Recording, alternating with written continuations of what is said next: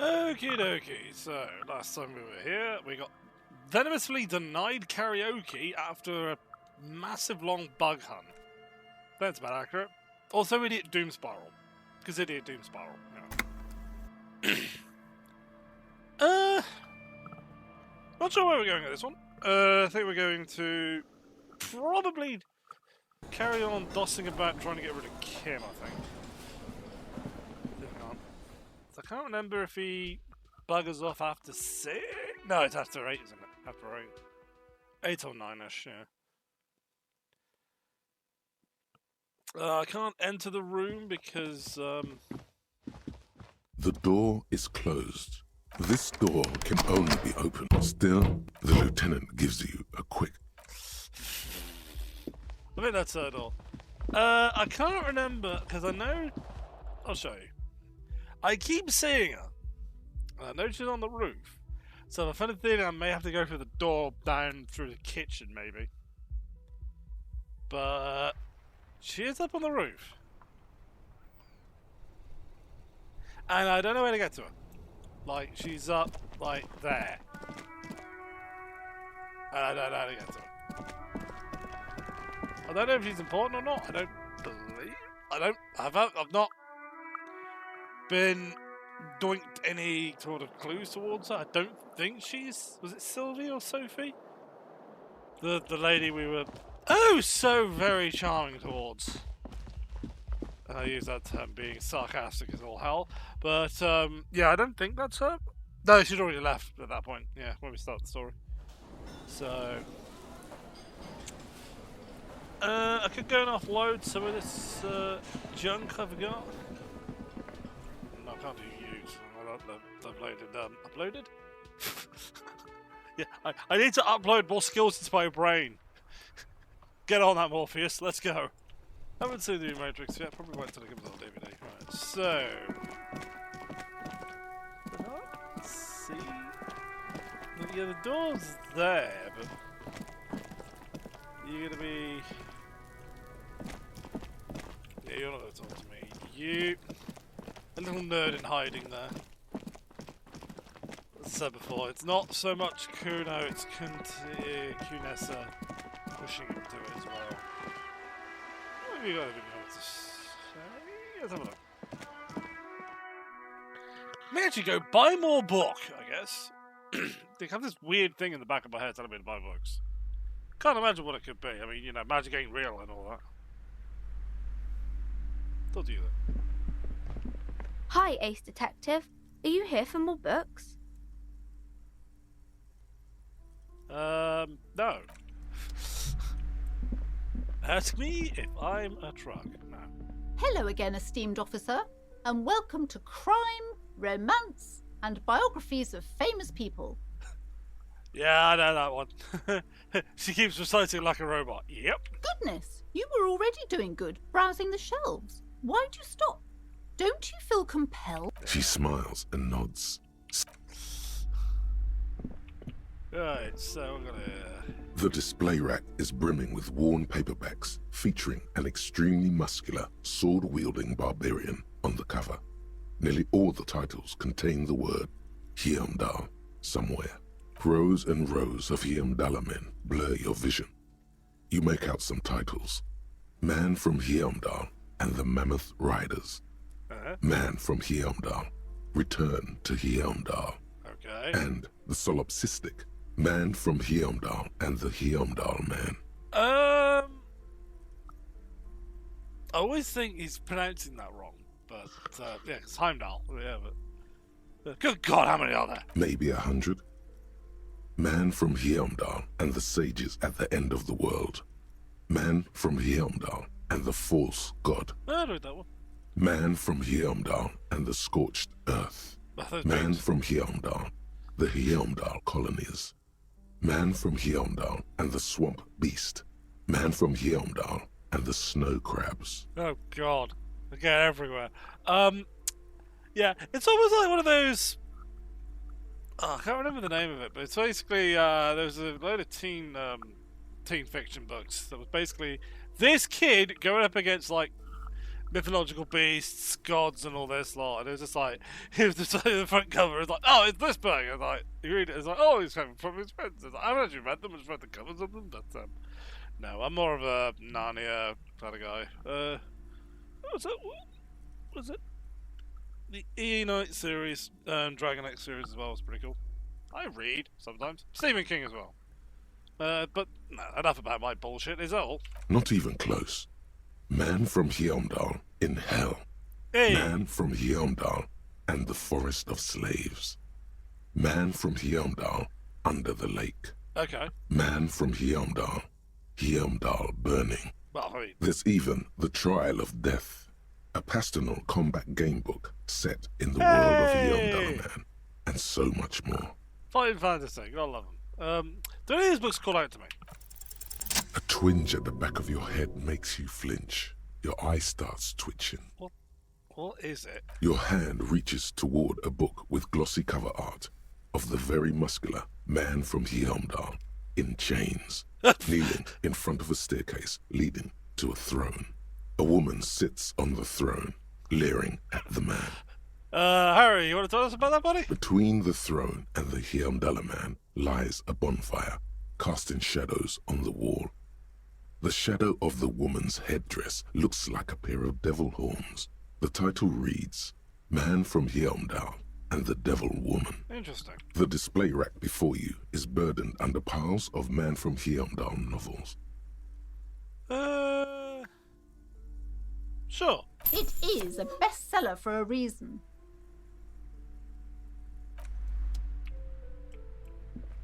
Right, okay, so... A small mountain of colourful board game boxes.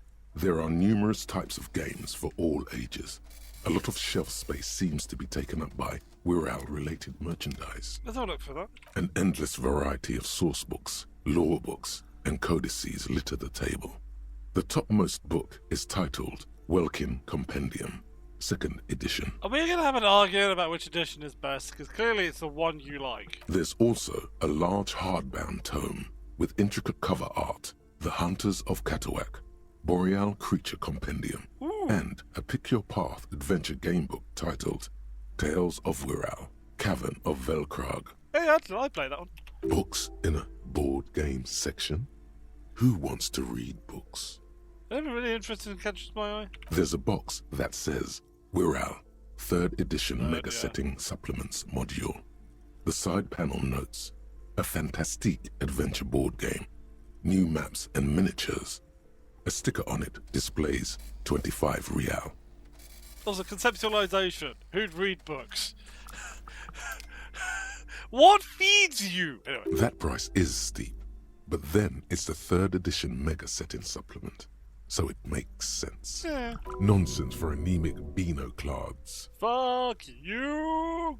Give it. If you say so, but you better stay away from those immoral occult rituals. Oh, you knew that was coming, and it hurts even more. I need money. What am I spending my money on? Bullshit! That's what. Because I'm not buying a room anymore. But no, the whole thing, the whole sort of discussion about D&D and Dungeons and Dragons, Pathfinder as well, I've noticed online. Because you get a lot of people who just post, oh man, I really love fucking Pathfinder 2 and all this one. And that's all they say. Like, well, why do you like it? Oh, because it's got deep character customization.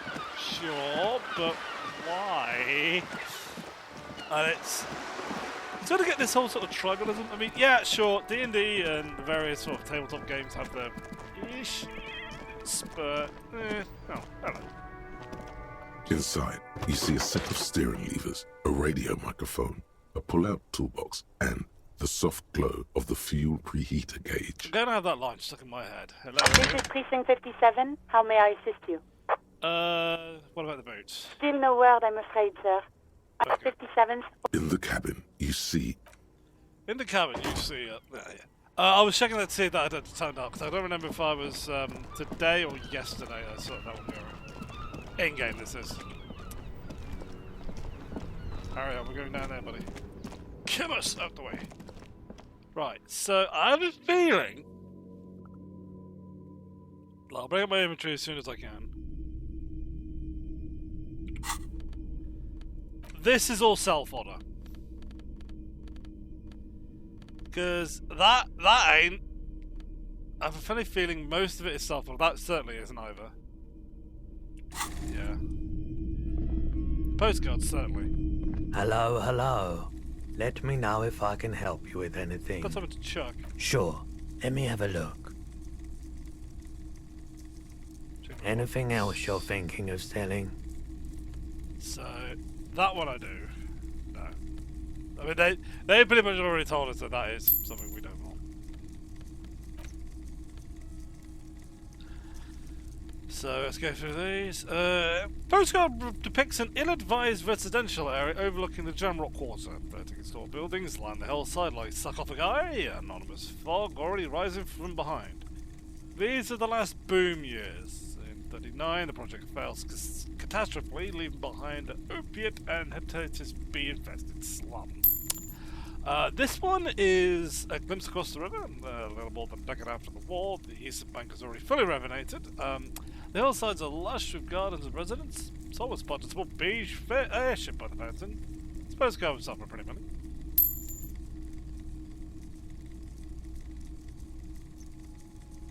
Not that one. Because I think that's the guard. Black and white photo of a couple posing in front of a Ferris wheel. Girls young and pretty, man's clad in a fancy uniform smiling. On the back, a very steady hand has written the words Rochelle Fair Summer of 91. But you what? Hoya! That's a who? Yeah, I think that was also. Might actually keep that one as well.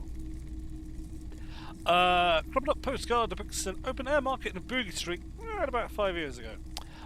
Vendor smiles as dead roosters line his stalls, hung by their feet from the canopy. Red blood flows into the muddy street. Blurry shadows of people pass. Why would you sell that? Okay.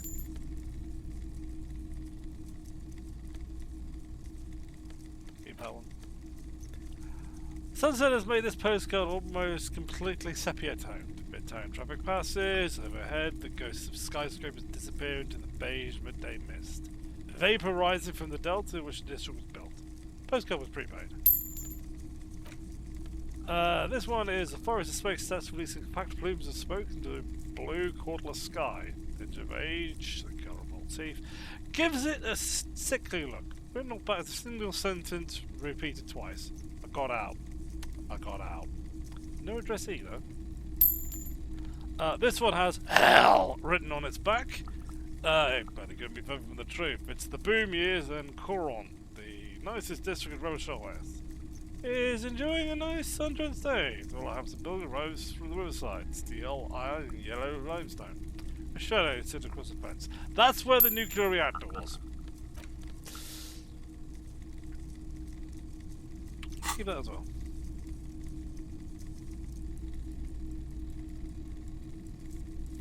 I'm not selling the armor.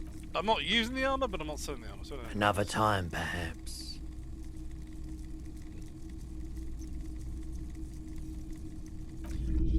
I'm not asking about the missing gun.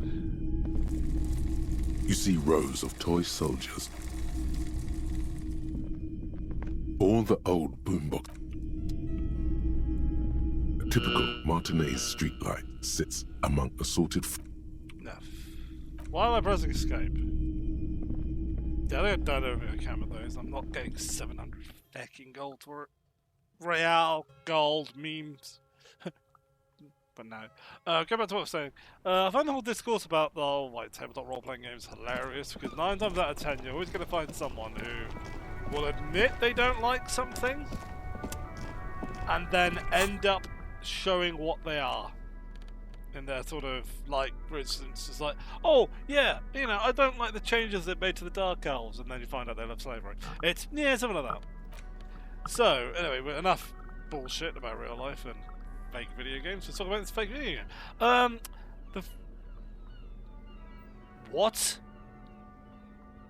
Frontispiece of this old paperback features a musician in chains, kneeling before a salacious woman Asperger's syndrome, yay.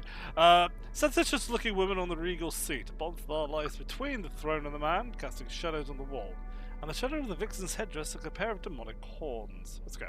The edges of the pages are worn and smudged. A lot of people have read about the Devil Woman's altercations with the Heimdall man. Let's look at the back of it. The jacket copy proclaims, "Man from Heimdall returns in his most exciting adventure yet. After crashing into a strange jungle, cannibalistic natives abduct his only surviving comrade, Noble Tiribald.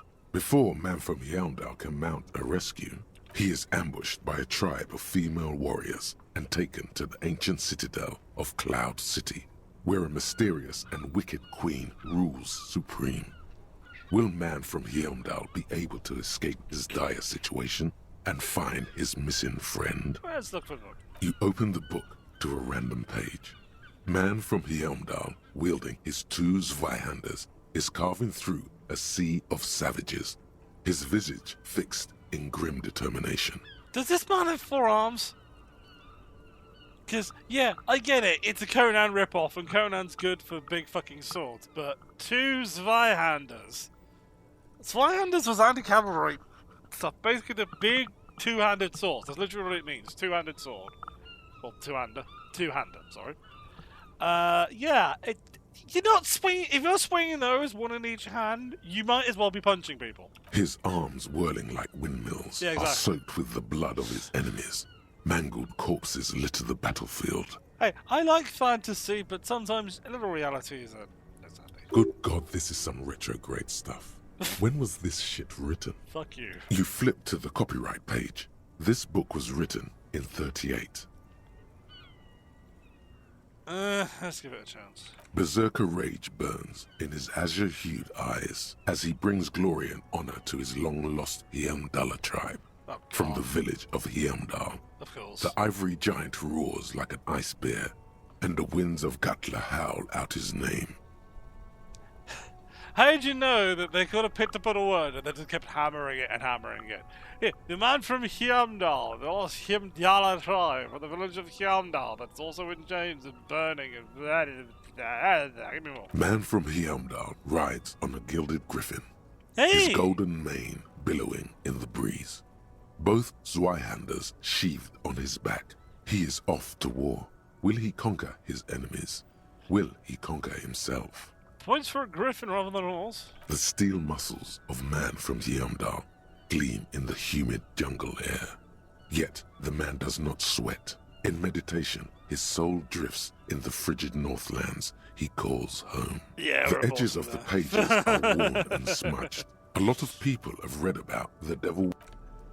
I think that's sort of hinting that Harry might not be the straightest arrow of the lot, but then again, it is what it is. You do who you do.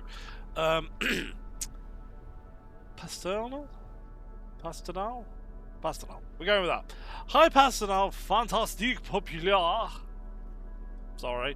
Board game illustrated with bubonic vistas? Strange. And featuring odd-looking humanoid creatures. Hey! It's the 3rd edition Mega Setting Supplement module. It can't be played without the main. Fuck! I have been done! Large letters on the front form a title. Wirral. The colourful box is illustrated with bucolic vistas. The cover art Bucolic, also features odd-looking humanoids. Some short, some taller, some with pointy ears, others with ephemeral wings. I just want to play a human. You're boring, but do what you do. There's no advice. Text underneath the title in smaller typeface reads, 3rd edition Mega Setting Supplements module. The side panel adds a sword and sorcery adventure board game Hey! with new maps and miniatures. Let's do that thing. I don't understand why people do it. Mysterious things rattle Oh, inside. God. What could they be? Dice? Plastic miniatures? A fantastical alternate world full of magic and wonder? Crack? None of that witless Man from Heimdall fascist dross Hey! hidden behind faux realistic allegory. Whoa! Wirral is no cliche-ridden apologia for colonial violence. Wirral is pure imagination. Also that. Yes, the Wirral setting is known for its complicated system of political alignments.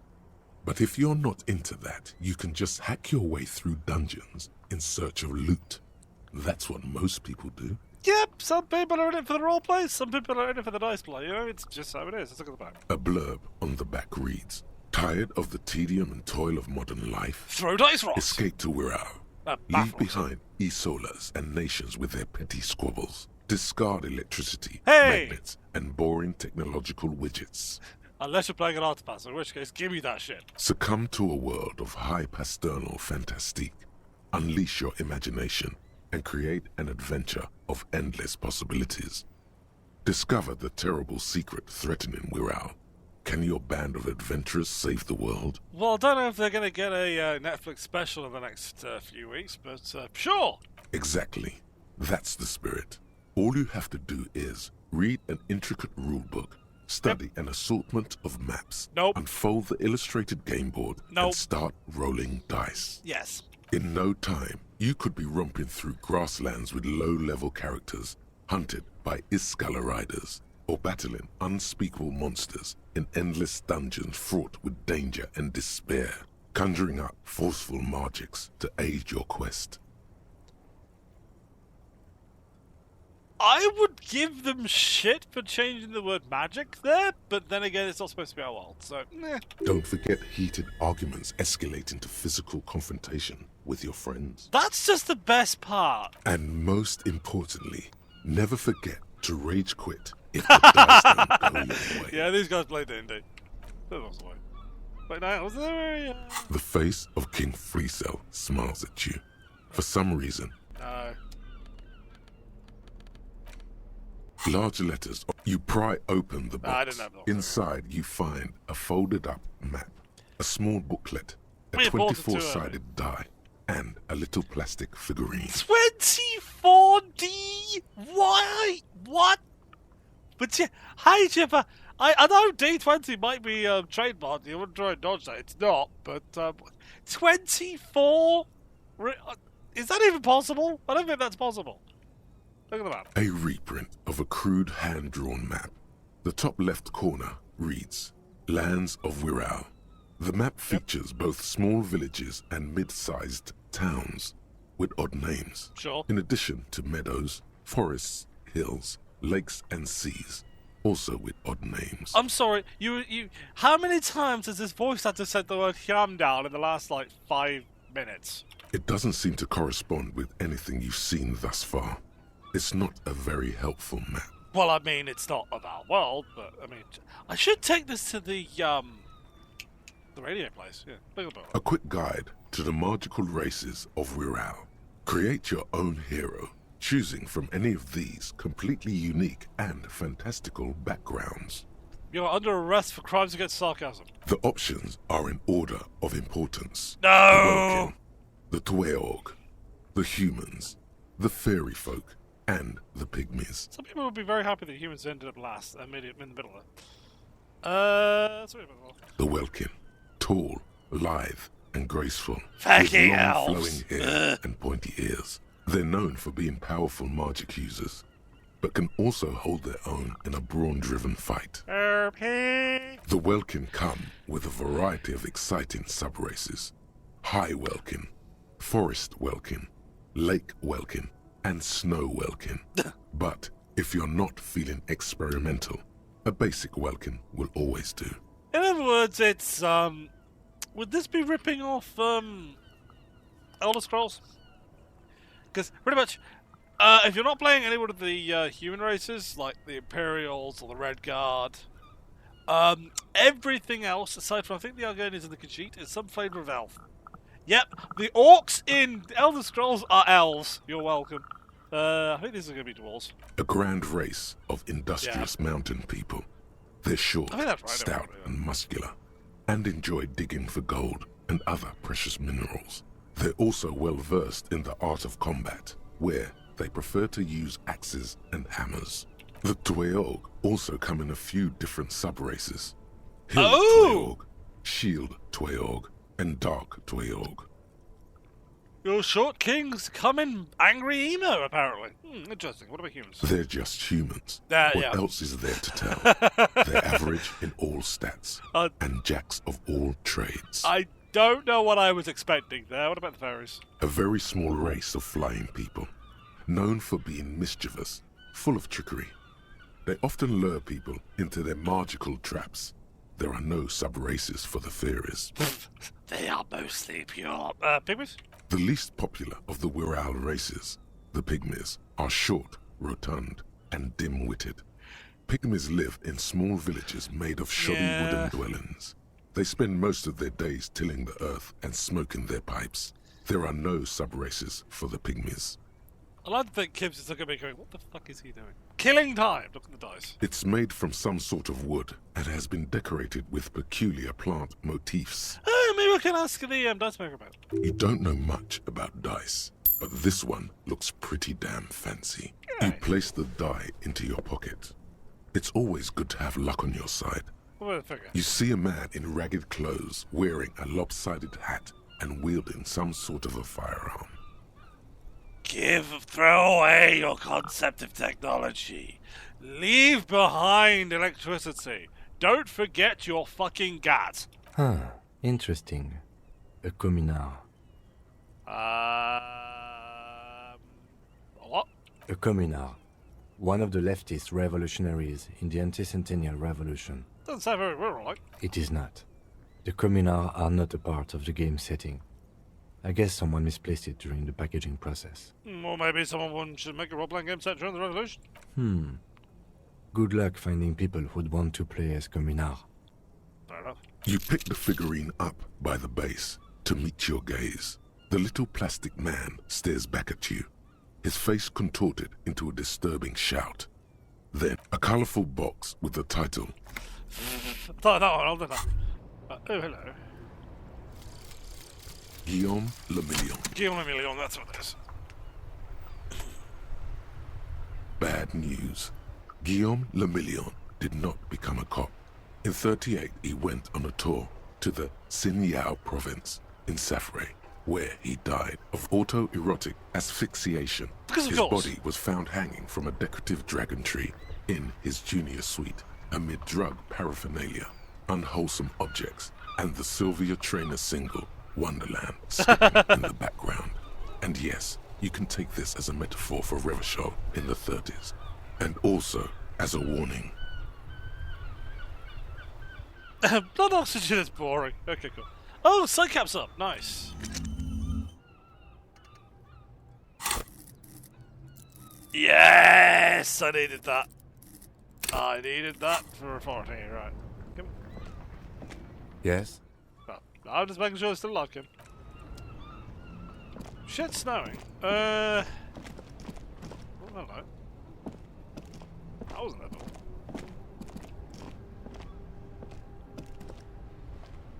Let's go, Harry. Let's go.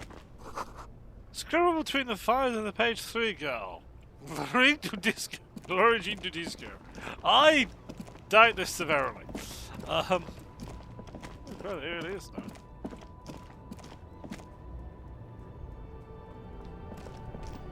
You keep coming back. That's good, officer. Keep browsing those clothes. Keep saving that economy. Sure. Gotta prepare for springtime, right?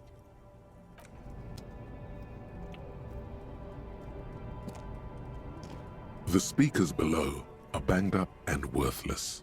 The sneakers Okay. I need them. I don't know why I need them, but I need them. So, about the Bible books? No, Moving Journal.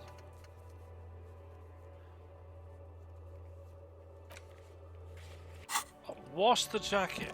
How do I wash the damn jacket?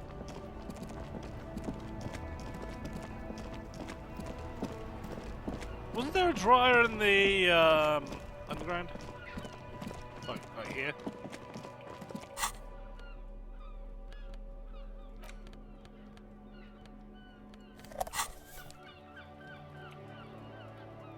This one.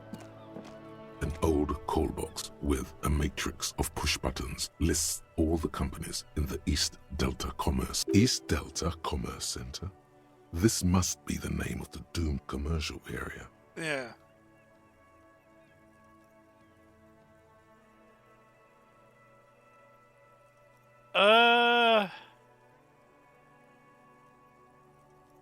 No. Oh, we'll play with those later. We'll play with those sometime in the morning.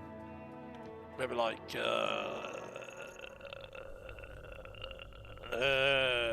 10ish maybe. That's the ice maker, yeah. Bloody thing. That's where we found the gun. A few bricks have fallen off, revealing a compartment.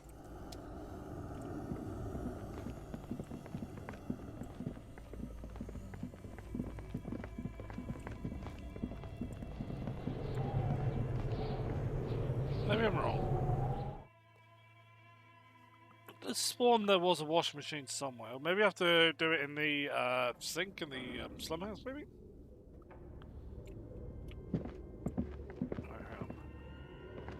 This old fireplace, the whole thing resembles Kadran mosaic. Your flashlight slides over an old green. Some of the writing has faded with.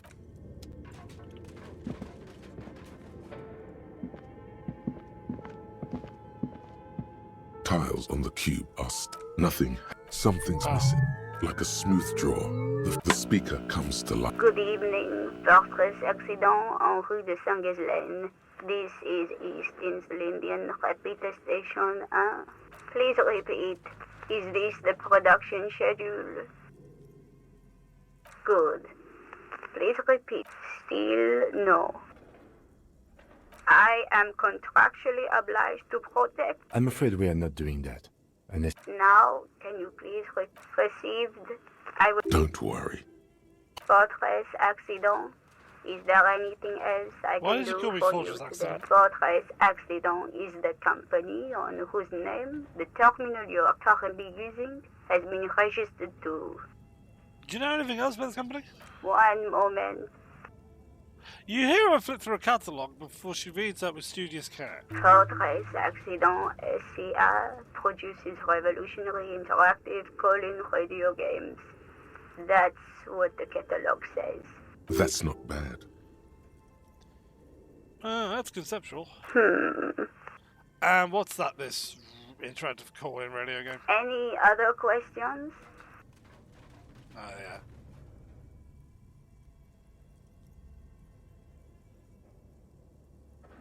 What are you? Yes, I am alive. I am 74 years old and my name is Yvonne. she repeats passwords.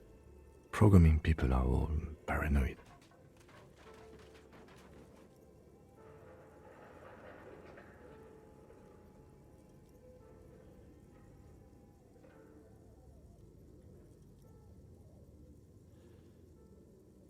Okay, but where are you? How'd you know where I am? I work as a repeater at the East Insulindian Repeater Station. It's my job to know where you are, Fortress Accident. As for me, well, I am sitting in my cubicle, surrounded by a wall of radios. Now, please tell me if there's any. Thank you. Tiles on the cube are the filaments. Okay, so... don't think... The way I would handle a password like this... That's her. Yeah, double chat to her again.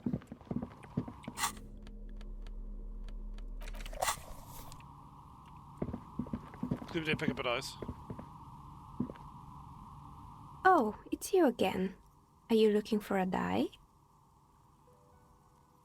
Some questions. I'm listening. Building, no. Good. I hope it clarifies. Of course. Tell me what you have in mind.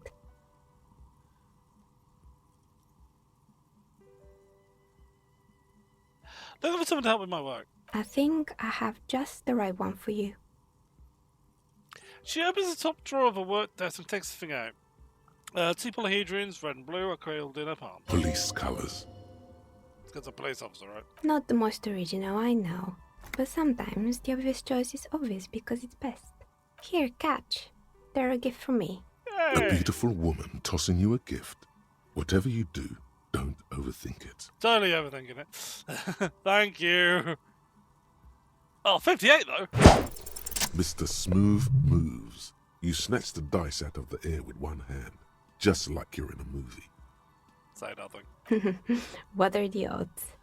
The red one is made of bloodstone with a lapis lazuli inlay, and the blue one is the inverse. Think of them as your lucky charm, officer. Thank you. She smiled at you. She smiled. You truly are Mr. Smooth Moves. Screw you, You brain. definitely need luck in Martinez. Was there anything else? That's an episode. We're not shooting that. I don't care. I can retry it. I'm not shooting an 8%. I'm sorry. There is gambling, and then there is just giving it away. It's gonna do the barbell. This way, yeah. There we are.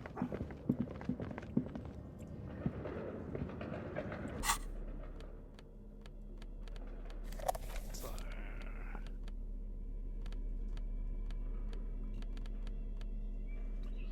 Punishment.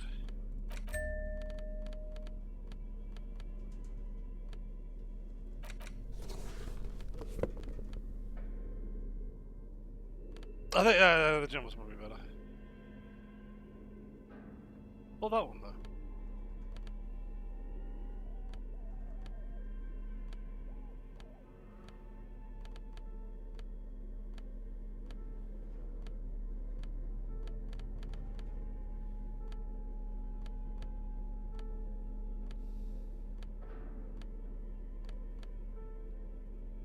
Yeah. Let's try this now. The barbell waits patiently on the floor, like a dog for its master. What did I choose that? Oh yeah, right. Okay, let's do this shit this time. Okay, now. What you know what?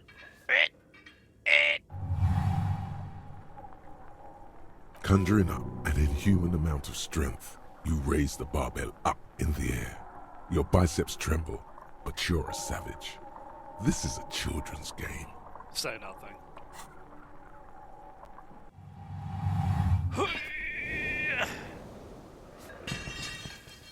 Ah, the lung. A warm wave of accomplishment washes over your head as you drop the barbell to the floor. For a moment, it feels like you're strong enough to succeed at anything you ever set your mind to. Good technique.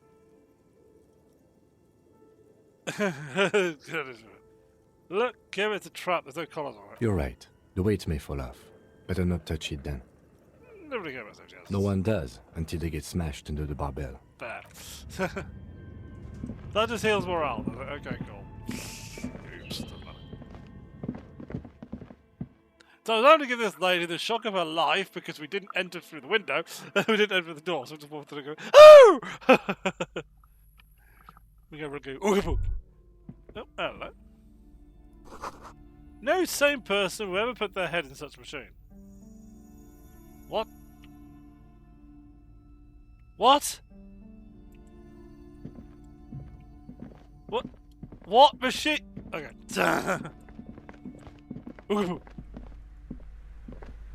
Hello again, esteemed. Yeah. Okay, break out the man that I'm discovering from there. Right. These shelves are overburdened with books from the same series. You see the name Dick Mullen over and over. A couple of spook novels hide amidst all the detective books. Thrilling tales of spycraft and daring do. Let's have a look through. Crime fiction is a disgrace. An asinine misrepresentation of the physical attributes of the arduous everyday work of actual police officers. I would like to say some of the later stuff does get a little closer to actual police work. Like, you don't get so much Deus Ex Machina or Deus Ex Machina, whatever you would like to pronounce that one. I think the easiest way to look at that is have a look at like stuff like Columbo, Certainly like Hercule Poirot or Miss Marple, and most of them will go off what the suspect is saying, various like personalities of the crime, and stuff like that, how people, like psychology and all that. It's probably the best one for psychology. And you look at stuff like CSI, which still gets it wrong because CSIs aren't supposed to be interrogating people and all this lot, but they actually sort of explain like various techniques and all this lot.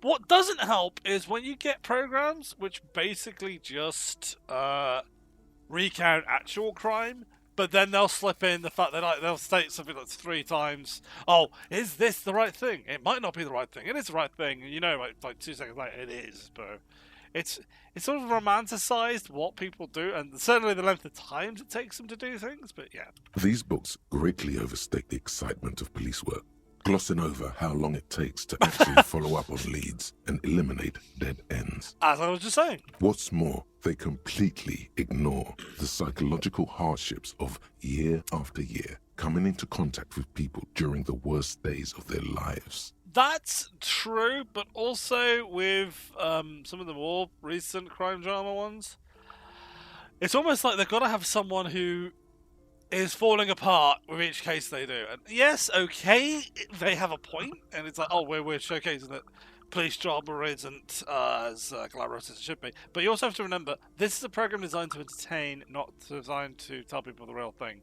We don't play Dungeons and Dragons just to have, like, an accurate depiction of what the Middle Ages were like, because last time I checked, they didn't have, like, several ton overgrown lizards belching on people.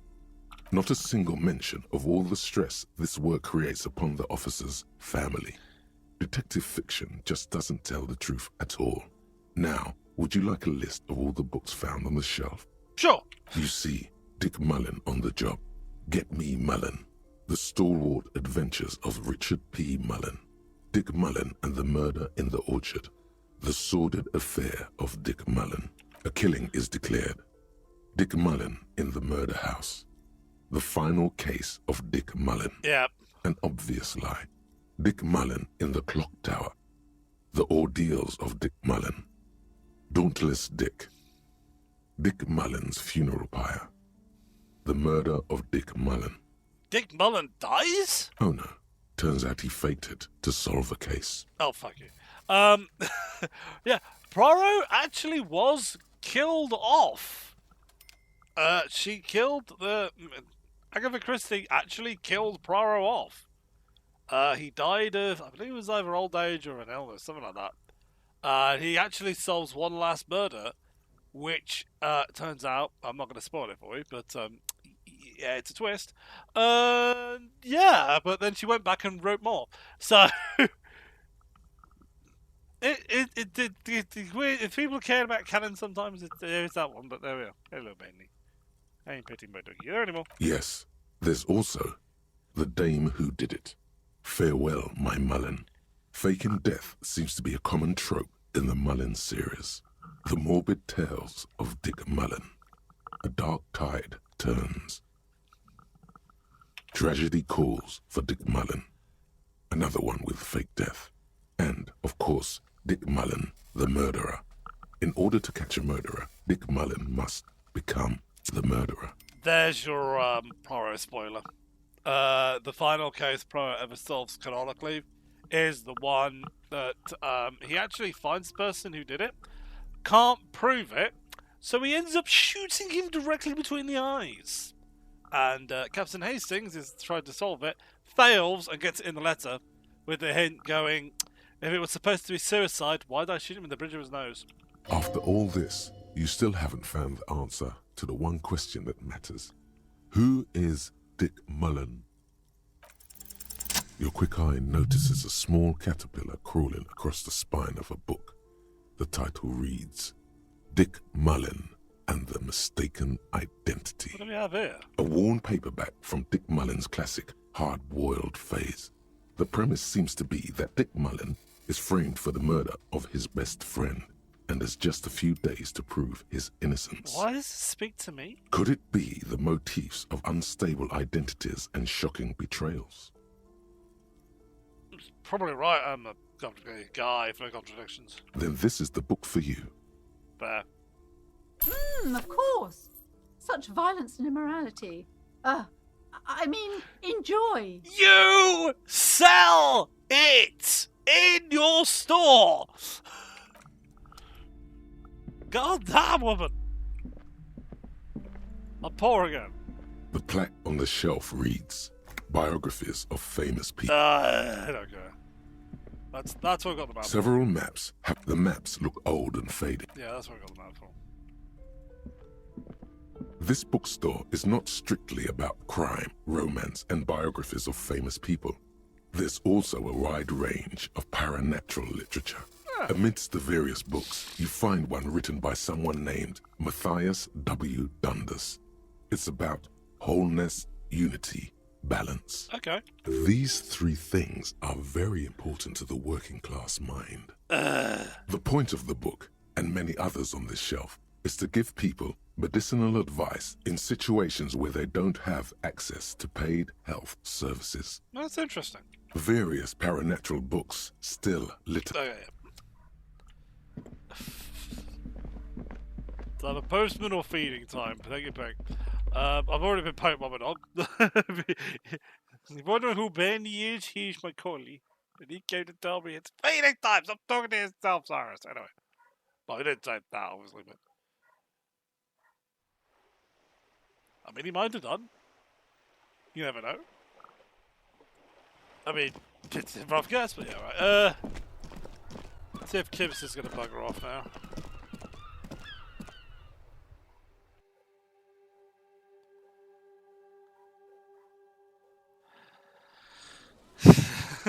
They will shut up eventually. It's going to be the postman. I'm not going to go check.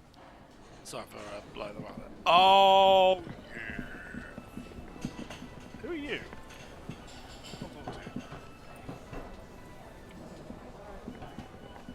Hey, was there something you needed?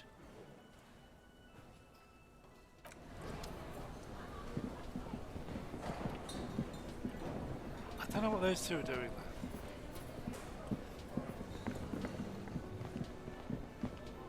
Alright, so... You see a heavy...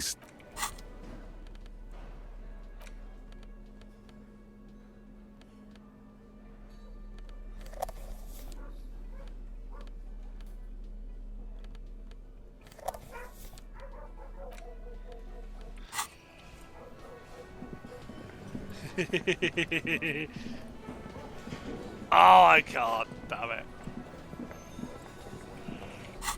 We're gonna go around blasting this crap, buddy. Oh, hello.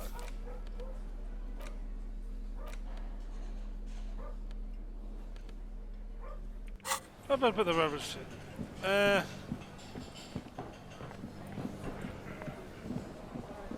Is it 8 o'clock in case he's sleeping? I know we can go to save out to 9, but doesn't he go in 8? I think it's 8, yeah. Game debugger off.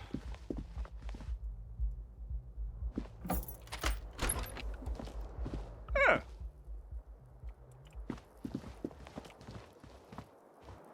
I must have already paid it.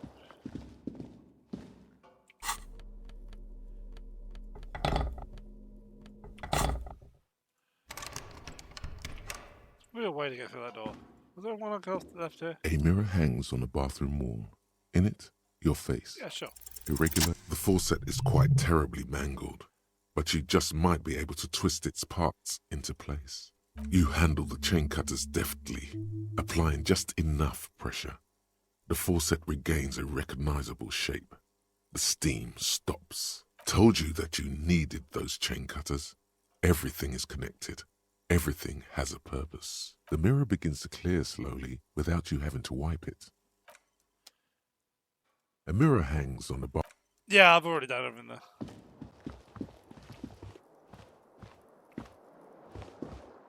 The bed is still... Don't trust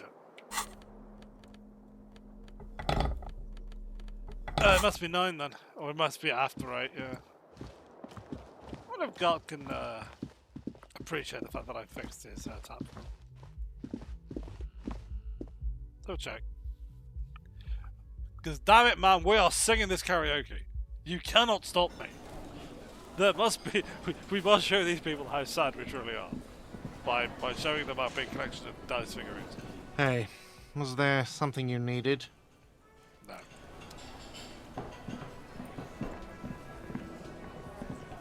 What do you? I've got nothing to say to you. Why are you wasting your time? No. This guy's the. I just fucking love money, guys. Isn't it? Yeah. It's all about money, you know. Where is it?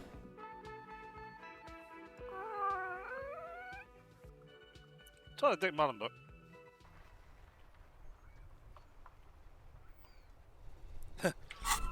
Pretty much, Sirus bitches about modern media, yeah. Another Dick Mullen book that woefully misrepresents the nature of police work. In this one, our detective returns from a trip having successfully solved one case, only to embark on another. Does he finally face the taxing nature of his occupation? No! He doesn't even look like an old officer of the law. In your hand, you hold Dick Mullen and the mistaken identity. The brittle paperback feels fragile to the touch. The cover features a pastiche of different scenes. In the foreground, a man in a dark overcoat clutches a pistol to his chest. Rising up behind him are two silhouettes wrapped in a passionate embrace. The tagline reads, Detective Dick Mullen must prove his innocence after an old friend is murdered by someone who looks just like Dick Mullen. That seems to sum up the premise nicely. Needless to say, it violates nearly every RCM regulation for a detective to investigate a murder in which he is a suspect. Yep. Are you really reading that, detective? I'm just skimming it. That's probably for the best.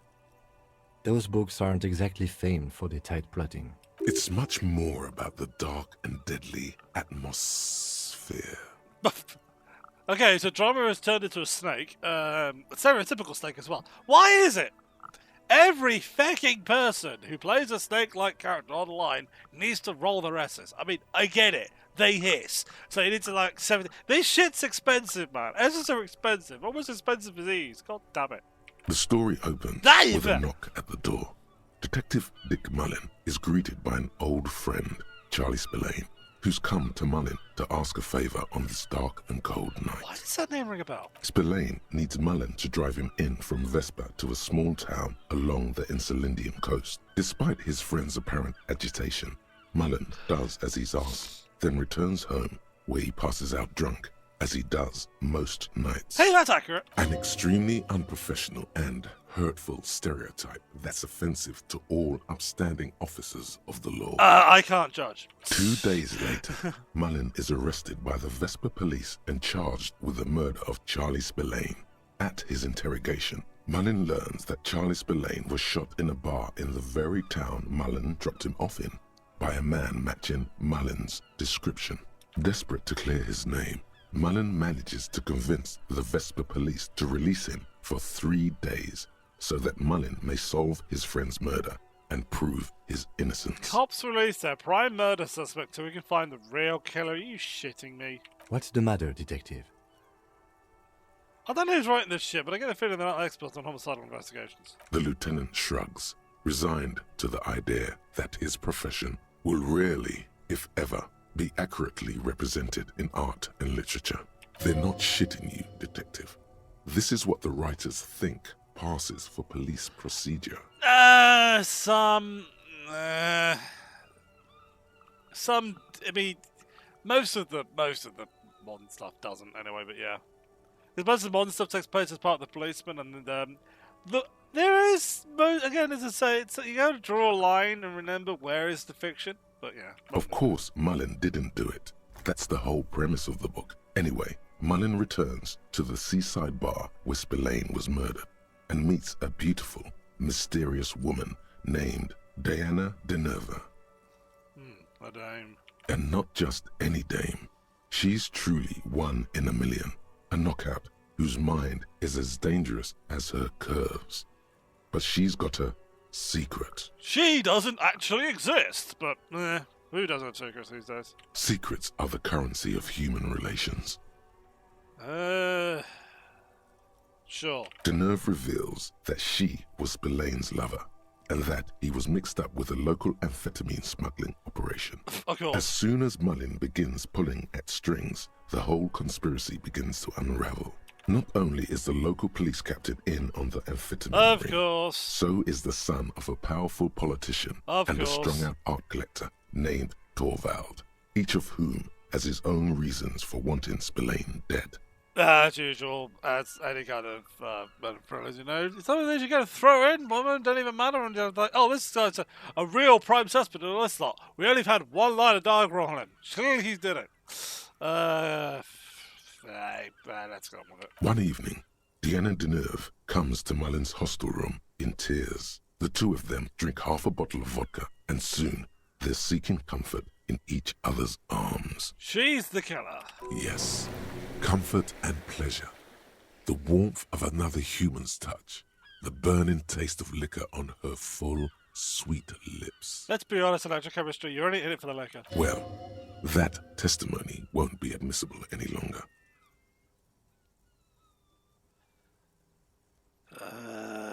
How does he expect to solve the murder if he's sleeping with the witness? The man's a prosecutor's nightmare. Solving a murder counts for nothing if all the evidence gets thrown out in court over police misconduct. I'm not sure I'm happy with this, bearing in mind I'm playing as a detective as a cop, but maybe the story will turn around. As the two lovers share a post-coital cigarette, Deanna Deneuve turns to Mullin and says, "By the way, Dick, there was something else I meant to tell you." I'm positive. HIV positive. Damn it, Manslayer!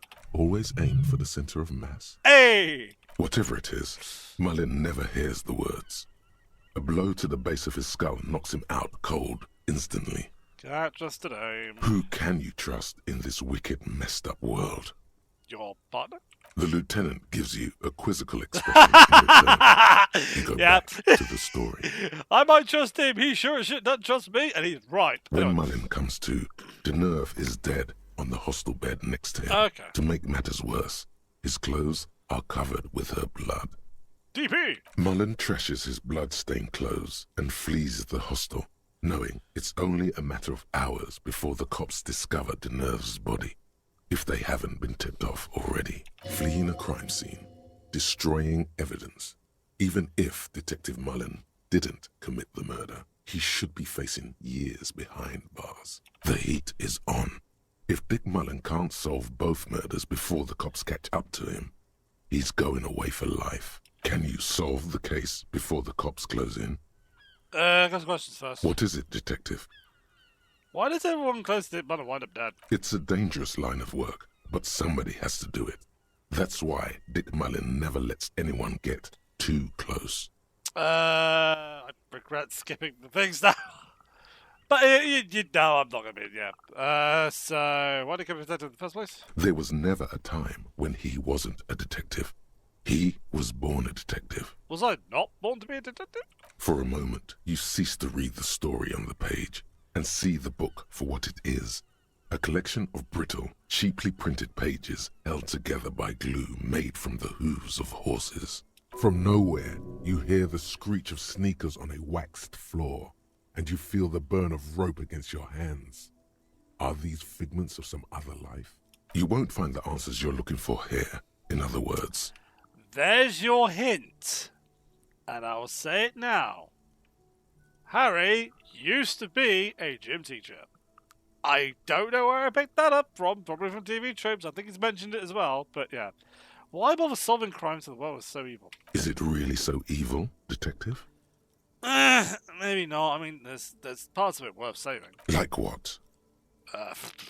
Friends and family? Do you even have those? God, Kim. Just make sure you don't lose him. You'll not find another like him. It's true in more ways than you know. Yeah, he's the only character in this video. But then, what does this book know? It's just a poorly made piece of pulp garbage made to be consumed and discarded. Let's have a look at this then. So, who did it, Detective? Who killed Charlie Spillane and Deanna Deneuve? Communism. What? That doesn't even make sense. I knew it There's was never a going to be straight that. answer with you, is there? You just get hooked on random stupid notions and then repeat them every chance you get. Now go on. Find out who really did it. You begin furiously flipping through pages, Even as you know these books follow a series of well-worn tropes, you find yourself completely engrossed. Oh no. You're turning pages so fast, you don't even notice the ancient spine coming unglued. You try to grab the pages as they come loose, but your fingers aren't quick enough. They're gone. Dozens of pages scatter across the ground. The last fifth or so of the book seems to have been lost. It's possible that you could gather and reassemble the pages, but it would take way too long. Stupid fucking glow. Ah, yes. The problem with mass-market paperbacks. They are not made to last. Perhaps this is a sign that you should get back to solving your own murder, huh, detective? Good man! In your hand, you hold four... Sure.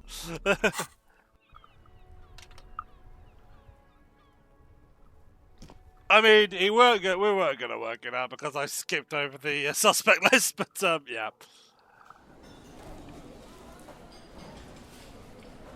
It's always worth remembering. In most of those murder mystery books, 9 times out of 10, they will try and wrong foot you by making you focus on people who aren't the murderer, but make them more obviously the murderer. Like, for instance, like, oh, that's something to tell you. Whack! Oh, she did it! No, she did not. Okay, where are you going to bed now? That's a lot more emotional. Yes? Hello. Can I? No.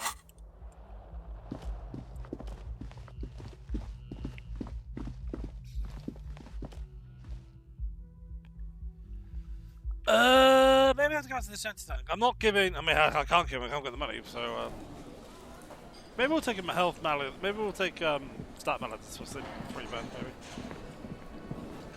I don't even like them. Oh, I can't talk like that. I think it's basically just there to fill up the whirling. Once it gets down to meme time. Let's go to the shit. Sleeping dog. Oh yeah.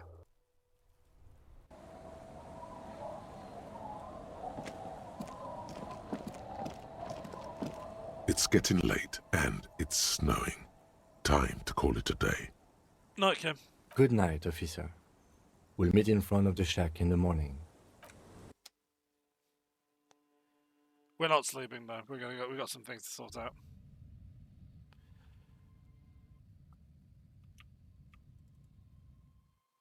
So we are going to go straight to the boat lady. So we'll jump to the waterfront. Trying to think of somewhere else we didn't want Kim as well.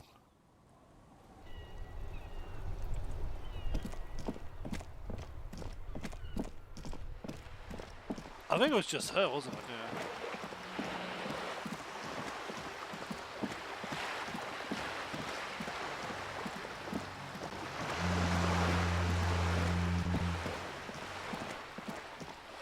I think it is literally just her.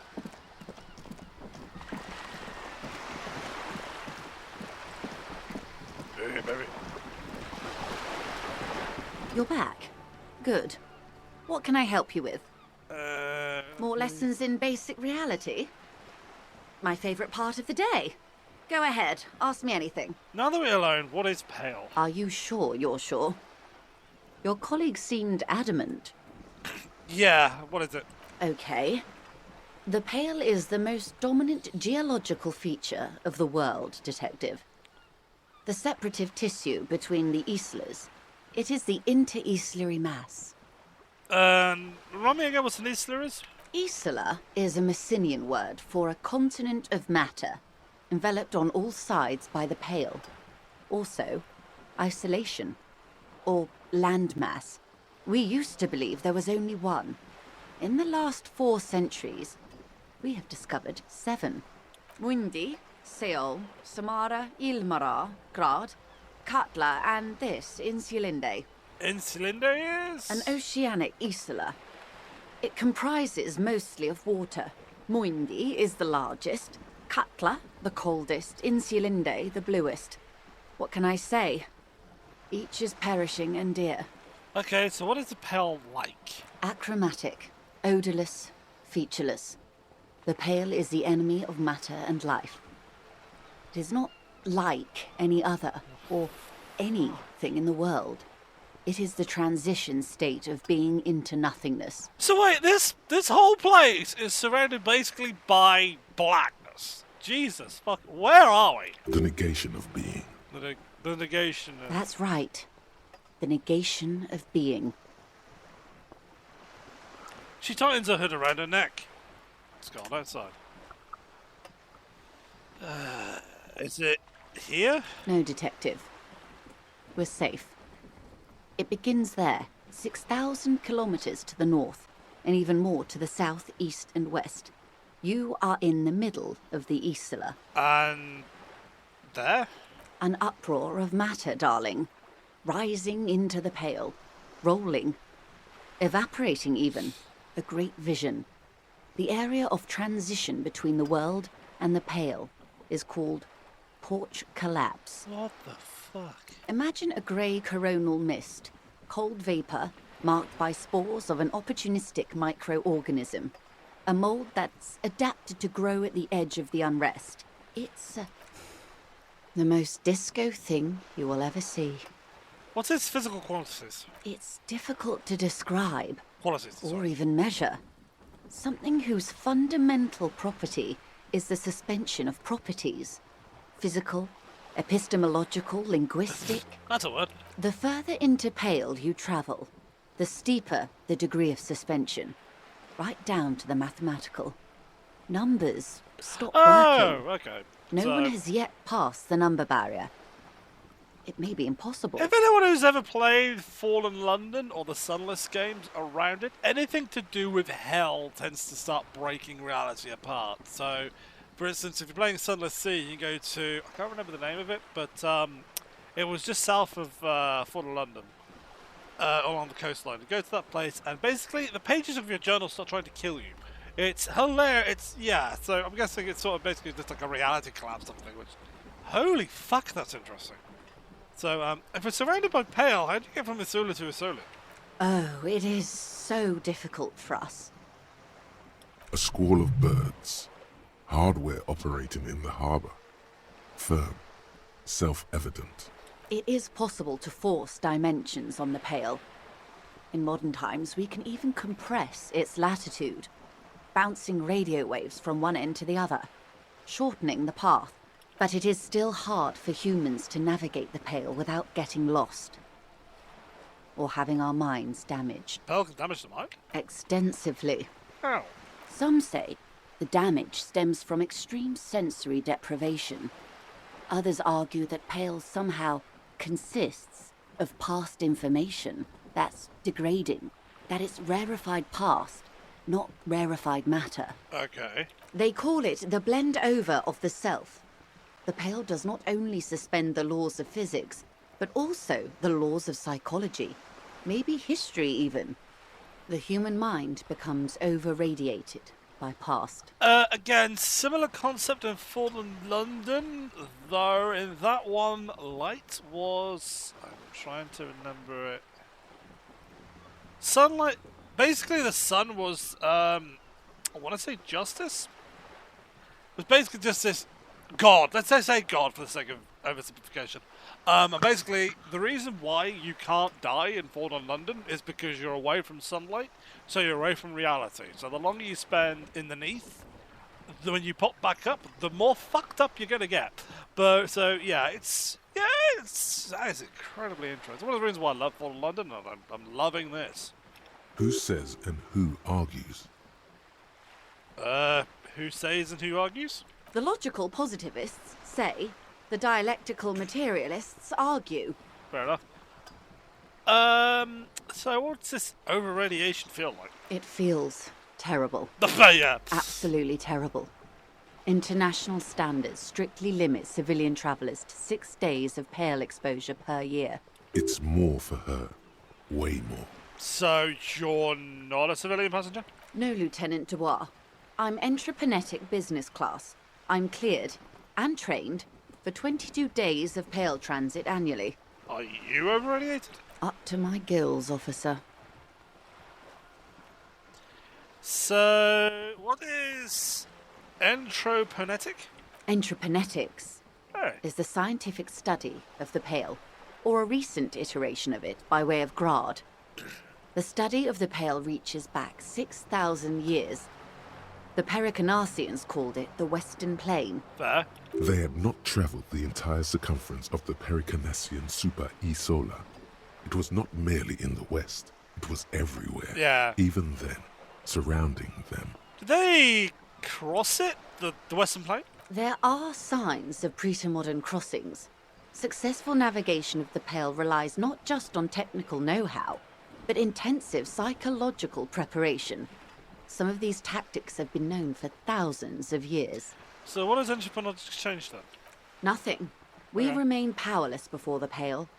The only real advance in Pale transit is the speed with which an aerostatic craft can pierce it. Less exposure leads to less effects later. Makes sense. But aerostatic craft? Hybrid airships, Detective. Conventional rotors or jet engines no longer add velocity after the point of reference for motion is suspended, once you've crossed from near Pale to far Pale. Yeah, that makes sense. It's kind of like why when you get to space, you've got no friction to slow you down, so you can just shut your engines off and just burn slightly. In essence, we throw them in and they come out the other end. If we throw them precisely. And if we don't? Then they don't. Gone, like a skipping stone beneath the surface. How much Pale is there compared to the world? The Pale outweighs reality 2 to 1. There is more Pale than there is matter, and the ratio is slipping. Slipping how? To our detriment, or...? What do you think, Detective? It's growing. There's more and more of the Pale. Precisely. One of the few measurable effects of the Pale is that it is expanding at an unknown rate. Fuck. An intuitive conclusion of that development is that one day the Pale will cover everything. But this sort of talk is mostly left to extremists. Most people, and indeed most private and government sector organizations, entire civilizations and religions even, find handy ways to ignore or downplay that knowledge. Which is why Kim didn't want to talk about it. I suggest you do the same. It doesn't look like you're doing the same. The suggestion was meant in earnest, Detective. Live life. Let's return to reality. Yes, sweet reality. But before we do, tell me, Detective, is this the first time you're hearing this? Do you really not remember anything? I sometimes sense vague shadows of a past, and it's not good. Then tell me, what do you think of the Pale? We got a lot of numbers here. Bear me in mind, I'm going to read these.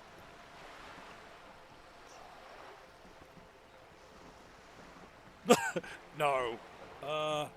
No. No.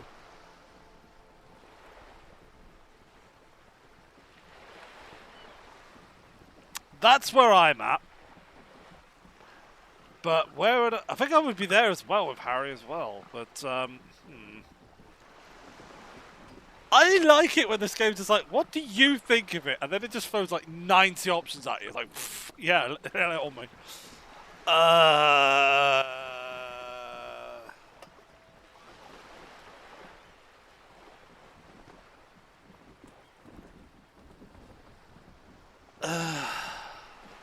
Yeah, it's terrifying. Mm-hmm.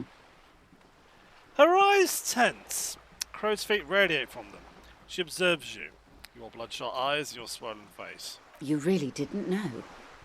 This does not spell good for the investigation, Detective. If you don't know even this, then... Look, I'll handle it, okay? It's under control. I hope so. I truly do. If I may suggest, hold on to your colleague, Kitsuragi. I ran a check on him and he is very competent. In the meanwhile, you have me. I will assist you in any way I can, even if we have to do it one basic term at a time. We're going to shoot for this one, and then we'll call it here, I think. So, what is... It remains a mystery what you mean by this something close. This isn't about you. It's about reality. I want to know who you are. What you are. She won't maneuver her way out of this one. What are you? I am the vilest of the vile. A traitor. A devourer of nations and infants. She's owning this one with a smile of sudden flaccidity. I am an ultra. Oh, God. She raises the corner of her mouth, smirking, revealing a canine. Dios boy!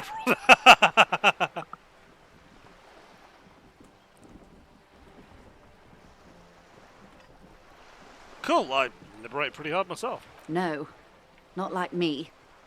I am the nether creature of the Forbidden Swamp who pushed the king under a shit wagon and betrayed the revolution. Oh, we're role-playing. Are you liberated enough to offer up your home on a plate for financial colonists? No, I think not. Tell me, now that I've uncoiled myself, do you find me frightening? In her green eyes, you see a mixture of truth and self-satire. Decades of guilt and pride. I forgive you. Not only because you're charming. A devil, who being of great charm and guile, sneaketh into the homes of the godly. Devil woman. I'm afraid you'll find that every woman is a devil woman, detective. Oh, Jesus Christ. There are only aesthetic differences between one and the other. This is going places. When the dust settled, the Liberals were the only ones left to clean up the mess. By virtue of their survival, they were handed enormous power to shape the future. This was all our last generation managed. Would you have done something differently? With due respect to our overlords, the eternal caretaker government that keeps Martinez a monument to the efficacy of its artillery, I would not have relinquished sovereignty to the coalition. Not here in Martinez, and not in the Stella Maris or Delta Beachheads either. If not for my own sake. She realizes her small, cold fists are clenched. She loosens them. Then for my daughters. We had an obligation to defend our sovereignty. We should have burned the whole Isola down rather than let them have it. Smart woman. Perhaps. My intellectual vanity will be my undoing. You're no dummy yourself. So am I. A smart boy getting smarter. One basic term of reality at a time. Patriot? Yes. I suppose I am. But I wouldn't be a patriot anywhere but here. By the way, you have daughters? Yes. Whatever else I am, I'm also a mother. And a wife. Now, shall we return to reality? What is this? A bird?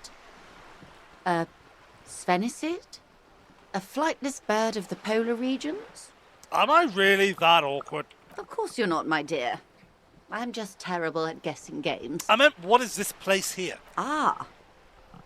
This is the pier of Rue de Saint-Ghislaine, 33A, where the tenants have been kind enough to rent me a slot.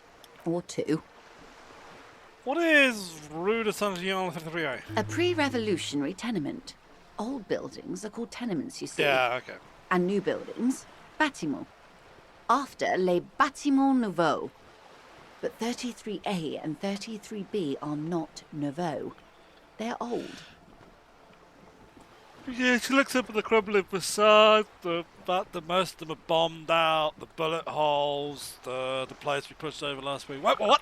This one used to be 8 to 10 stories tall. That's a not too real bad. high-rise by the standards of the last century. Yeah. Built to mirror the skyscrapers across the bay in the Delta. That was before the war, of course. Who would live in them? Mostly the urban middle class, I believe.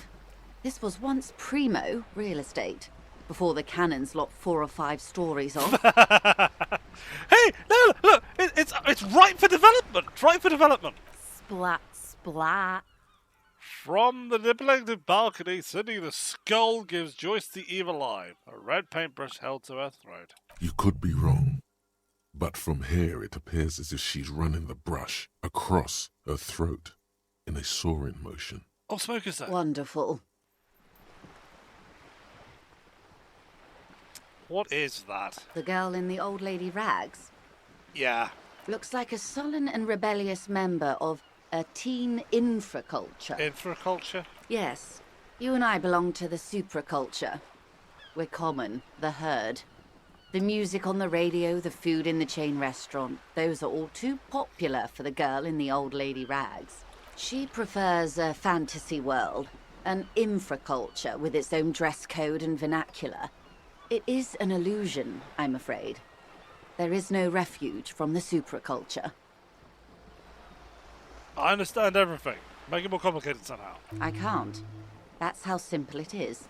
One may dye their hair green and wear their grandma's coat all they want.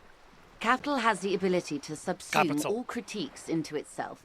Even those who would critique capital end up reinforcing it instead. She said capital, but to my ear she almost said cattle there. Which, considering what we're talking about, would be a hilariously accurate slip of the tongue. All right. What next?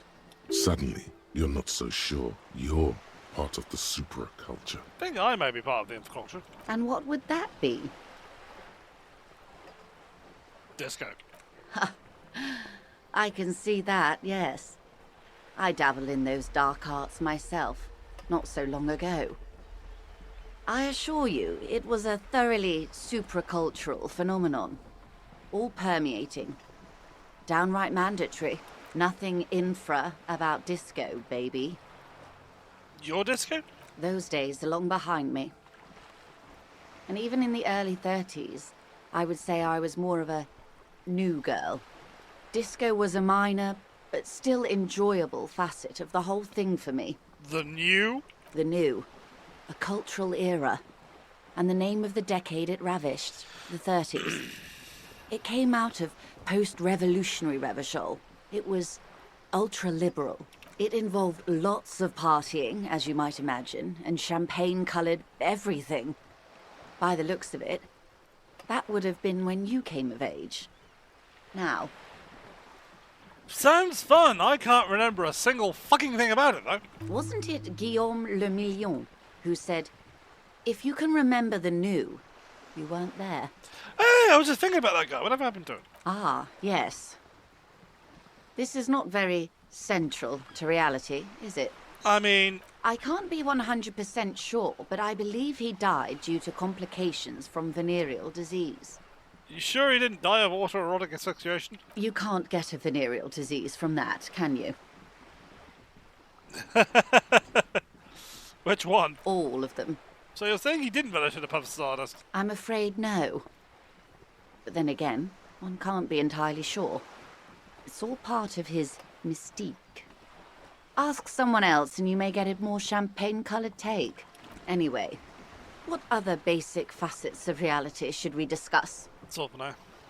Oh, Zero doesn't Glad work. to have been of assistance. That's all.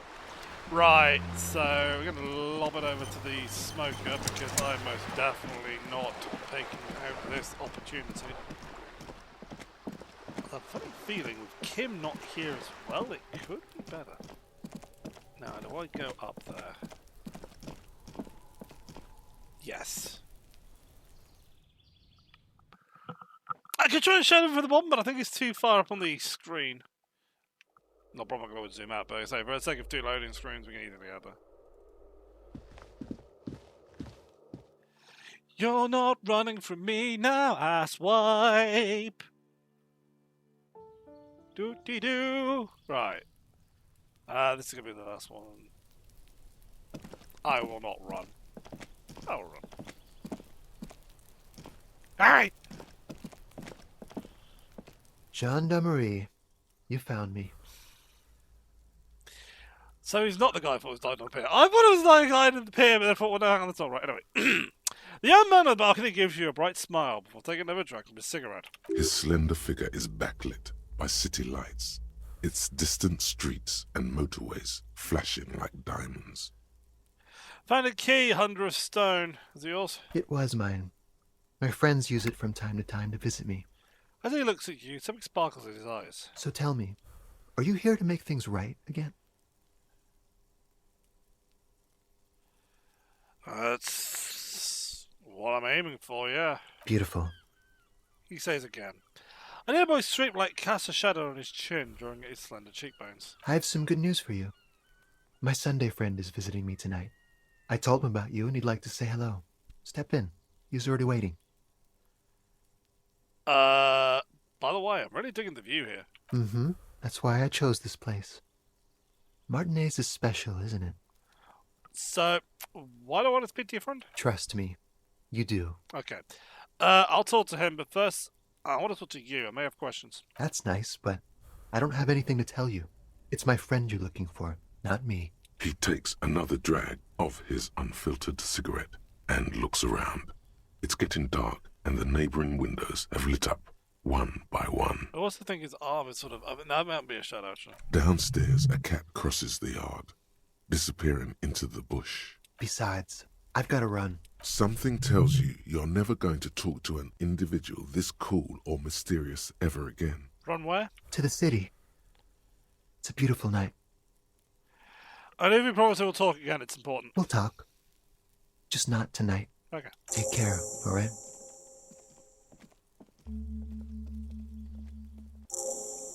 Twat. And he's gone again. Looks like it's becoming a theme for him. Before I forget, that one is definitely going there. And... Did it raise all my skull caps? No, it didn't. Don't think I've got another one of these. I've got that one. Do I want to open up another cabinet, though?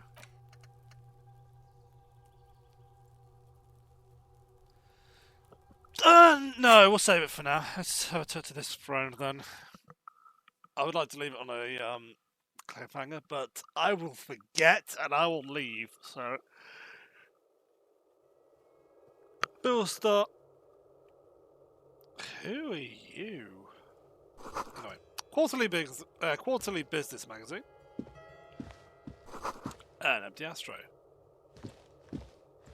Governmental issue taking me all over Russia. Okay, sure. Dishes soaked up in a pot. Ooh. Flyers for underground parties. Dates for open lectures at university.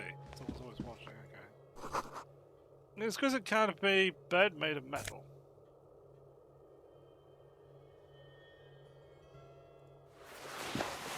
Not talking about that. Oh. Expensive man's perfume lingers in the air. Oh, Jesus! Thank you. An old photo of the same apartment, dated in the year 2001. Buckets of paint, level newspapers, and then this guy. Officers of the Revachol Citizens Militia. The man in a business casual removes his cufflinks. His hands are clean and well manicured. This is a man who knows the importance of appearances. My name is Charles Vildrouin, and I am an official with the coalition government. I work for the Institute of Price Stabilité on assignment from Sur-la-Clé. I heard you talking to my friend outside. Very good. Super. I am here to assist you in any way possible. Ask me about the hanging. Hanging? What a drag. He seems like a cultured gentleman. You should ask him about the finer things. Before we go on, I absolutely have to inquire about this wonderful canopy. Oh, yes. My friend has a great eye for these things. He refuses to tell me where it came from. It's a mystery. He smiles. I believe they call this type of frame industrial. It's very comfy. That's really all I can tell you about it. He forms a little rooftop with his fingers. Colbert swoops in from the balcony. You actually witnessed the lynching? I'm sorry to say I did, officer. Gives a solemn nod. Start from the beginning, if you don't mind. Officer, it's very difficult to describe what I saw that night. It was so surreal to me, like in a play. He holds out his hands and blossoms his fingers, like a drama teacher setting the scene. Meaning it was terrifying? No. I mean, it was so strange. I could barely believe what was happening. I was on the balcony when it happened, getting some fresh air. I remember that first they came in, carrying what looked like a body. And then I saw all the surrounding windows go dead, one by one. I suspected he was knocked out to begin with. I think Tide... I'll have to revisit it, but I think Titus said he was knocked out to begin with, but yeah. That's when I understood. I should not be seeing this. Who were they? Can you describe them? I couldn't see their faces well, and there were quite a few of them. But they were very loud and very... Martinez. He pauses, looking for the right wording. Let's just say that the laboring classes can get rather expressive with their profanity. How many were there? I couldn't tell you exactly. Less than 10. Maybe 8? Sound familiar? That matches the prints you observed at the scene. Was any of them huge, like 200 kilograms huge? That's a giant you're describing. No, they were all quite human, as far as I could tell. What happened next? I went back inside. Wait, so you didn't actually see the lynching happening? Officer, the yard was pitch black. There was nothing to see, but I could still hear their voices. They were threatening to kill that poor man. Were they men? Women? All men, I presume. But again, I couldn't see very clearly. Do you get any idea what ethnicity they were? I believe they were mostly white, though I believe I saw 2 Areopagites among them. And I am quite certain that one spoke with a Mesk accent. Ah! Okay, so what happened next? Well, that's the strangest part, officer. Nothing happened. It was oddly quiet for a public lynching. What do you mean, nothing happened? They lynched a guy. Eventually, their shouts died down, and that was all. There were no gunshots, no celebratory shouts, no anything. Why didn't you call the RCM? You're right, of course. That is what one is supposed to do in such circumstances. I was simply in shock. Not sure why he was wiping his glasses there. I'm afraid I don't have anything else to add. What the can you at least tell me when it happened? All I can say is that it was late. So let me get this straight. You didn't actually witness the hanging itself, did you? No, I didn't see the corpse until the following day. That was a waste of time. I'm sorry I couldn't be of more assistance. What's an official like you doing in Martinique? The Coalition is only looking out for the price stability. Inflation is a killer, like a heart disease blocking the normal circulation of the economy. It must be controlled. The economy impacts the entire international community, which is why it requires international oversight. Okay, but what are you doing here in this apartment? Well, I'm renovating it. It is an interesting project. The building used to be a 12-story skyscraper before the cannons took the top 4 stories off. This, of course, happened when the Coalition forces landed here. You could say I'm undoing some of the material damage the international community caused when we arrived here. So you're some kind of bureaucrat? Yes. As I said before, I am a commissioner from Sur-la-Clé working for the Institute of Price Stability. This is one of the main projects of the Moral Inter. Wait, there isn't actually an Institute of Price Stability, is there? Or maybe there is. God, it's impossible to understand whether someone from the Moral Intern is joking or not.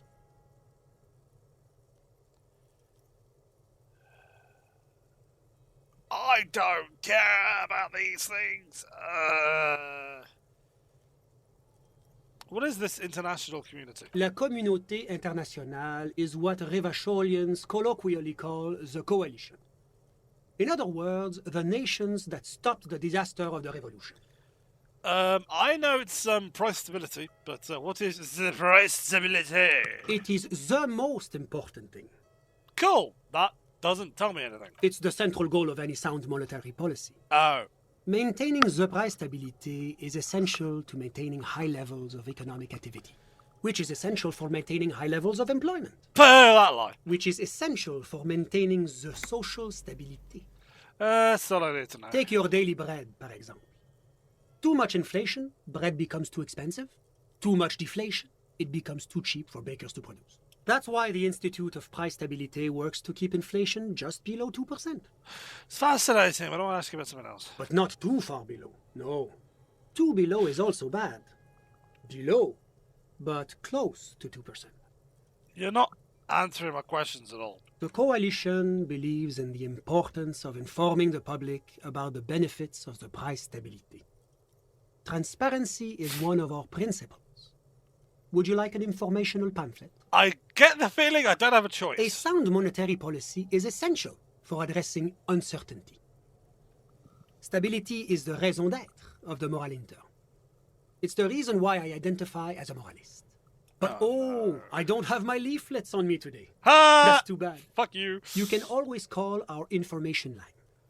Making information available is part of the moral intern's commitment to transparency. I will not get on that. So I heard about this moral intern before, but I want to know more. It's the International Organization for Moralists. Hence, Moralist International. The Institute of Price Stability is just one of its many mind babies. Oh, fuck you. As is the Coalition.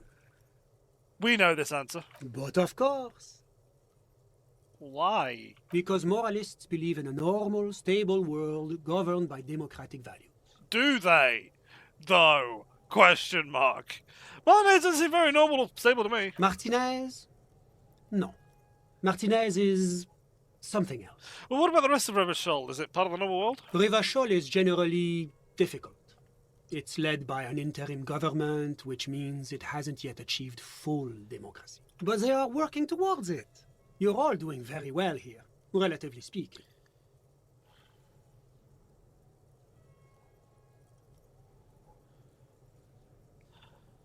It's like every time I'm talking to people, I'm choosing option D, none of the above. Is that moralism? Is this option D usually the most reasonable answer?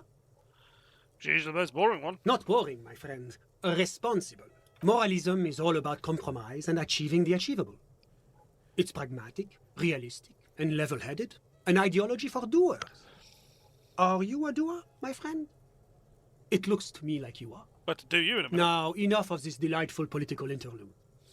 Was there anything else you wanted to ask? All right, Sirclef. What's there to say? Sur-la-Clé is a modern, urbanized country that measures very high on the Human Development and Freedom Index. Mostly, though, it's known as the executive heart of EPIS. EPIS! Moreover, it is a great sponsor of less emerged countries. Oh! Revachol is only one of its many darlings whose progress it supports and Less cherishes. emerged countries. That would probably be because it got bombed back into its shell, you dickhead. Darlings? That can't be an official designation. What makes Revachol Sirclef's darling? Because a great percentage of Revachol's culture hails from Sur-la-Clé. Its language, its people, its cuisine even. Or at least in the downtown La Delta area. Jamrock and other parts of the international zone have been mercifully spared of Sur-la-Clé's love for meatballs and mashed potatoes. Fuck you, that's nice. Enough business. Whatever you wish, officer. Can you tell me about your friend? My friend. My friend is a good young man. His family immigrated here from Kedra, and life has not been easy for him. But he understands the importance of education. He has taken his future into his own hands, and that's all that matters. Kedra? Kedra is a candidate member of APIS. But, between you and me, their potential membership is a more contentious issue. What do you mean? That it's never going to happen. They entered negotiations in 21, and it's been pending ever since. That doesn't exactly tell me anything about Kedra itself. Is it warm there? Cold? Something in between? It's warm. It's also known for its mandarin trees and dust storms from Supramundi. Kedra's an emerging market, but it still has a long way to go. Maybe that's why my friend's menage decided to emigrate. How do you even become friends? How did any of us become friends? Bad things happening on the Insulindian Peninsula? Oil platforms ablaze in the night? Civil wars lasting for years? Finally, the international community is forced to step in. You're describing how the coalition occupied Revachol. One of the wonders of democracy is that everyone is allowed to have his own opinion. And not just allowed, encouraged even. Have you ever tried debate? There's a joke here, and you know what it is. What do you mean? Debating. You should consider joining a debating society for adults. I hear they're oodles of fun. I used to have a flyer for one, but... You keep it in your pocket or I pull my gun. The non-existent gun that I'm trying to find, but... No, I've got the rifle! He doesn't know it doesn't work! But now that I start thinking of it, it was for an improv class anyway. There we go. It's this funny theater thing, you know? Very creative. Helps relieve stress. A chill runs down your spine as you envision a half-dozen people in professional attire standing around a chair, awkwardly pretending to be waiting for a motor bus. It's neither funny nor creative. Still haven't told me who he is. Sorry. Who? Your friend. Smirker on the balcony. Just talking about him. But I told you, officer. He's a bright young man here to pursue his education. Education is the foundation of our future, especially the arts. It is a cornerstone of our civilization. Cool! What's his name? Officer, you have to understand. I can't give you his personal information. I'm sure you have your own methods and databases, right? Please don't put me in this situation. Your name is not registered like that. It's public knowledge, so yeah. This guy's an asshole. So basically, his friend is a criminal. Or something along those lines. There is something suspicious of why he wants to keep him quiet. Might just be looking for red herrings, but... So you can tell me about him, he's here to study the arts. He's deeply enmeshed in the study of the fine arts, yes. Which? He's a truly free spirit. He likes all the arts. Perhaps graphic design, printmaking, who knows? The world is open wide for a talented youth like him. So he doesn't know, and he's making this up. Keep that in mind. You don't like all the arts. You can't like all the arts. What are you doing in this apartment, then? I'm just enjoying the view. Isn't it rude to event to leave you alone like this? We're old friends. Nothing's taboo between us. He comes and goes. I'm sure you'll see him around. He's very active. Someone else in mind. I'm all ears, officer.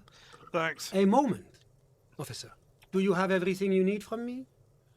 I'm afraid we won't have the chance to speak again once you leave. Why can't we talk later? It's against diplomatic best practices for an official in my position to be discussing murders with local militiamen. And I'm pressed for time. After you leave, I should be leaving as well. That's not the real reason he's so apprehensive. Men in his position shouldn't be seen loitering around in underprivileged young men's apartments in the middle of the night. Not going anywhere. So I'm going to run the apartment. Sure, go ahead. It's a beautiful space. Let me know if you have any further questions.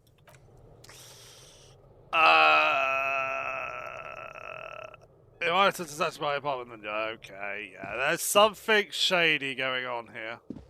Was there anything else? Of course.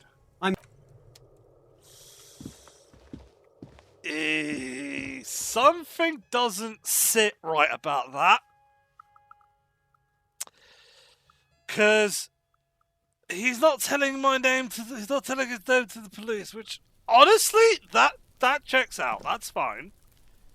But to pass it off as a public information matter, the problem is I have his description. I've seen him. So if we did have a database like that, and he's worried about that kind of thing, then I should have had a bag over my head, and he wouldn't be able to see him. Because I know where he lives, and he stated it himself. He comes to this apartment from time to time, so he's close by. But if all you could say about him is he's fine arts and all this lot, that makes it sound more suspicious. Just say you like the guy, you know? I don't think it's that kind of stuff is illegal in this world. I'm not sure if it is or not. It might be. But, yeah. It's getting late, and... Don't call it out. Might run it for 2 hours. Yeah, that's definitely going to be the end there. So, we got this one here. An old mirror hangs on the wall. You see the reflection of your face in it, such as it is. A regular, clean-shaven police officer. Oh, so I could have done that here. The bed is comforting, if a bit run down. Still, you've earned a rest. So, first night in the shack. Across the room, the heating system hums its soft lullaby. The mattress feels soft and sheets warm. It only takes you moments for the world to fall away.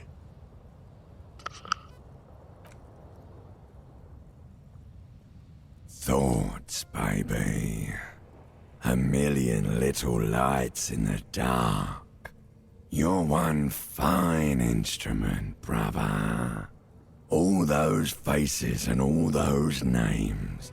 All that laughter and screaming and scheming around. Every corner and every street. Recorded in you forever on ferrotape. Spinning in eternity. On and on it goes, for untold hours. At the disco where you first asked her to dance.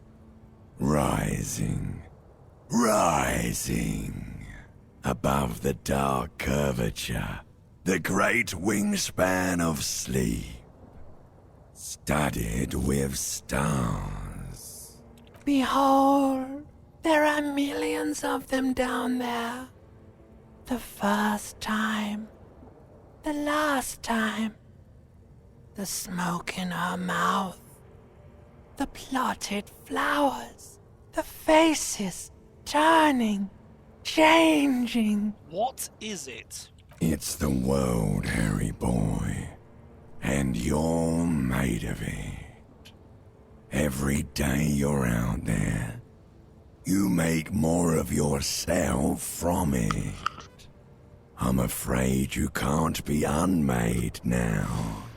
You can never forget this shit. The rain, snow, I want it. It's beautiful. Beautiful. It's stuck on loop, whirling, spitting out words and images. You're the son of the world again. Harrister, a ceaseless agent, picking up litter and old newspapers, collecting your little bubblegum wrappers and idiotic picture postcards. Meaningless, meaningless keepsakes. Reading your awful letters and recalling things, aren't you? The endless names of the world. An address book you are. The map of a city. That's right, I am an agent of the world. You'll go insane if you keep going like this. One more day, and you'll be in the loony bin. I just know you will. And for what, brother man? Solving your little crossword puzzles. Doing your tasks. Crossing names off lists. Trying to become some sort of world detector. It won't make it okay. It won't put smoke back in her mouth. Why? 'Cause only love can break your heart. Beep, beep, beep. The alarm is ringing, Harry. The disco circus goes on and on. You barely slept 3 hours last night. Do it for the picture puzzle. Put it all together. Solve the world. One conversation at a time. And there we are.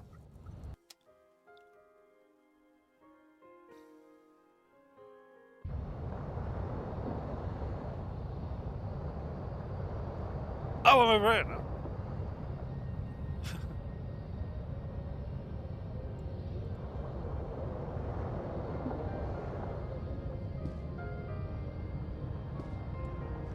So there we are, and we will leave it in the room. So we will say properly. We'll see what tomorrow brings. Getting better. The more I learn about the whole Pale and the world not being the typical ball I thought it was, that, gotta admit, that's hitting me pretty hard about this game. It's like, what are we on? Anyway, I will see you guys later. Take care of yourselves.